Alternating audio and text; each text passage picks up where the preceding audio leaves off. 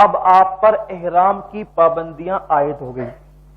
مرد اور عورت میں احرام کی پابندیاں کیا کیا ہے؟ پہلے وہ مردوں کے حوالے سے پھر عورتوں کے حوالے سے، جو دونوں مشترک ہے پہلے وہ سن لیں. مرد اور عورت جب وہ احرام کی نیت کر لیتے ہیں، عمرہ کی یا حج کی نیت کر لیتے ہیں، احرام کی پابندی ان پہ عائد ہو جاتی ہے، تو ان کے لیے کچھ چیزیں جو پہلے حلال تھی وہ حرام ہو جاتی ہے. بعض چیزیں جیسے شوہر پر بیوی حرام ہو جاتی ہے اور بیوی پر شوہر حرام ہو جاتا ہے. یعنی آپ ایک دوسرے کے ساتھ بیٹھ سکتے ہیں، کھا سکتے ہیں، چل سکتے ہیں، لیکن میاں بیوی جیسے تعلقات آپ قائم نہیں کر سکتے. حیا کے پردے میں آپ سمجھ سکتے ہیں. پھر میاں بیوی کے درمیان جو حیا کی باتیں ہوتی ہے، مخصوص باتیں، وہ باتیں بھی کرنا حرام ہو جاتی ہے.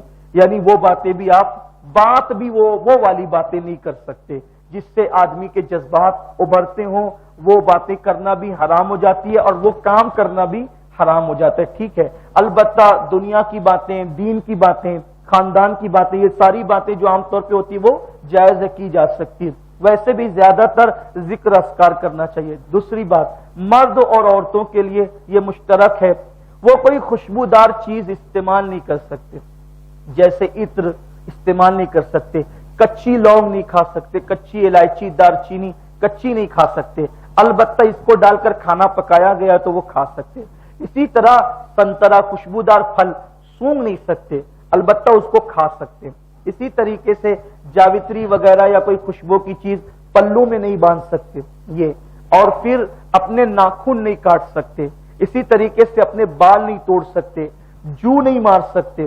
اسی طریقے سے جنگلی جانور کا شکار عام طور پہ کوئی کرتا بھی نہیں ہے، لیکن جنگلی جانور کا شکار مسئلہ ہے، نہیں کر سکتے.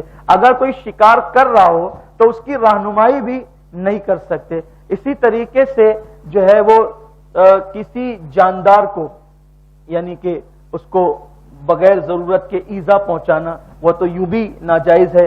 احرام کی حالت میں اور زیادہ اس میں شدت ہو جاتی ہے. ایسے انداز سے وضو کرنا کہ مرد کے لیے کہ وہ داڑھی کے بال اس کے ٹوٹے، یعنی اس کو رگڑنا. ویسے بھی عام طور پہ وضو کرنے کی سنتوں میں یہ ہے کہ چہرہ مل کر، جیسے عام طور پہ لوگ کرتے ہیں نا، ایک دم بالکل چہرہ مل کر، جنگی پیمانے پر جس کو وضو کہہ سکتے ہیں آپ، تو یہ ویسے بھی اسلام میں نہیں ہے. چہرے کا وہ جو دھلنے کا انداز ہے وہ اتنی نزاکت کے ساتھ اللہ کے حبیب علیہ السلام کرتے تھے کہ حضور علیہ السلام جب پانی چہرے پہ ڈالتے تھے تو یوں ہلکے انداز سے ڈالتے تھے اور بہت ہلکے انداز سے حضور علیہ السلام داڑھی کا مسح کرتے تھے.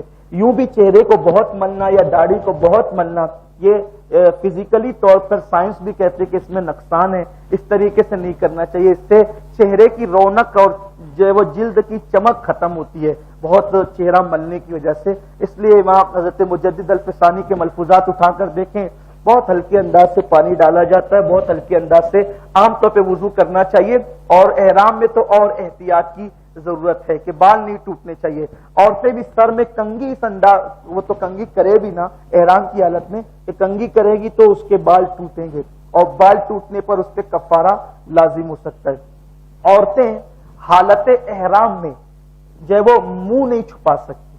عورتوں پر تو پردہ فرض ہے کہ ان کو منہ چھپانا چاہیے، لیکن احرام کی حالت میں ان کو چاہیے کہ وہ سر چھپائے، بدن پورا چھپائے، لیکن وہ چہرے کی اتنی جو ٹکلی ہے یہ چہرہ کھلا رکھے. اگر عورتیں جان بوجھ کر کے کپڑے سے چہرہ چھپائے گی اور وہ کپڑا چہرے پہ لگے گا تو ان پر کفارہ لازم آئے گا. اس لیے حالت احرام میں چہرہ کھلا رکھنا چاہیے. اگر عورت احرام میں چہرہ چھپانا چاہتی ہو تو اس کو چاہیے کہ وہ کیپ جیسی آتی ہے نا، وہ عام طور پہ ملتی ہے، وہ یہاں پہ پہلے وہ باندھے گی اور پھر وہ کپڑا ڈالے گی تاکہ وہ کپڑا اس کے چہرے پہ نہ لگے. لیکن اس میں بھی نیند میں بے احتیاطی ہو سکتی ہے، تو بہتر یہی ہے کہ چہرہ کھلا رکھے. اب احرام کی حالت میں عورت کو چہرہ کھلا رکھنے کی اجازت ہے، اجازت نہیں بلکہ اس کو حکم ہے کہ وہ چہرہ کھلا رکھے، کیونکہ یہ اللہ تبارک و تعالیٰ کا امتحان ہے.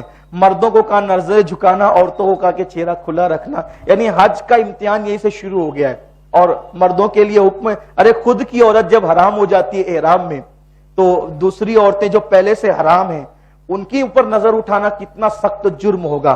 تو جو حج جو ہے نا وہ بہت آزمائش اور امتحانوں کا نام ہے.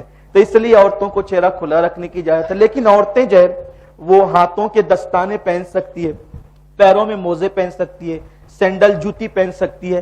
مردوں کے لیے ایک خاص مسئلہ یہ ہے کہ مرد حالت احرام میں ایسا چپل یا ایسا جوتا نہیں پہن سکتا جس سے پیر کا ابھرا ہوا حصہ چھپ جائے. ابھرا ہوا حصہ نہیں چھپنا چاہیے. اس کے لیے اسی لیے مرد حضرات حالت احرام میں ہوائی چپل پہنتے ہیں, جن کو ہم سلیپر کہتے ہیں, وہ پہنتے ہیں حالت احرام کے اندر. اسی طریقے سے حالت احرام میں غسل کر سکتے ہیں, احرام کی حالت میں غسل کر سکتے ہیں, لیکن سر کو مل کر نہیں, داڑھی کو مل کر نہیں, صابن لگا کر نہیں. خوشبودار صابن بھی نہیں لگا سکتے, اس سے تو دم آ جائے گا. اور بغیر خوشبو کا صابن, وہ بھی میل چھڑانے کی نیت سے استعمال نہیں کر سکتے. اچھا, اگر ہم بیت الخلاء سے باہر نکلے تو باہر نکلنے کے بعد وہ جو لکوڈ ہوتا ہے نا, تو اس کو استعمال کر سکتے ہیں ہاتھ دھلنے کے لیے, بدبو کو زائل کرنے کے لیے, جراثیم کے اثرات ختم کرنے کے لیے. اس کا استعمال صرف ہاتھ دھونے کے لیے, اتنا ہاتھ جتنا ہاتھ کو ہم نے بیت الخلاء میں استعمال کیا ہے, اس کو استعمال کرنے کی اجازت ہے, وہ جائز ہے. اور پھر اس کے بعد خواتین کے لیے ایک مسئلہ اور ہے کہ اگر خواتین سر پر کپڑوں کی گٹھی رکھنا چاہیں تو وہ گٹھی سر کی پہ اٹھا سکتی ہے, مرد نہیں اٹھا سکتا. اسی طریقے سے مرد سلا ہوا تعویذ گلے میں یا بازو پر وہ احرام کی حالت میں نہیں باندھ سکتا. یہ مسائل ہے جو میں نے ایک ہلکا سا وہ آپ کے سامنے پیش کیا ہے. حالت احرام میں مسواک جو ہے وہ کی جا سکتی ہے, مرد عورت دونوں کے لیے سنت ہے, کرنا چاہیے. البتہ احرام کی حالت کے اندر ایسی چیزیں نہیں کھائی جا سکتی کہ جس کے اندر پکنے کے بعد کوئی سینٹ وغیرہ ڈالا گیا, جیسے میں نے وہ جوس کے لیے بتایا, ایسے کھانوں کے لیے بھی ایسا کوئی سینٹ, جیسے زردے میں پکنے کے بعد مختلف فلاور کا جو ہے وہ سینٹ ڈالا جاتا ہے, وہ پکنے کے بعد اگر ڈالا گیا تو اس کا استعمال آپ نہیں کر سکتے. اللہ تبارک و تعالی احرام کی پابندیوں کو نبھانے کی آپ کو ہم سب کو توفیق نصیب فرمائے.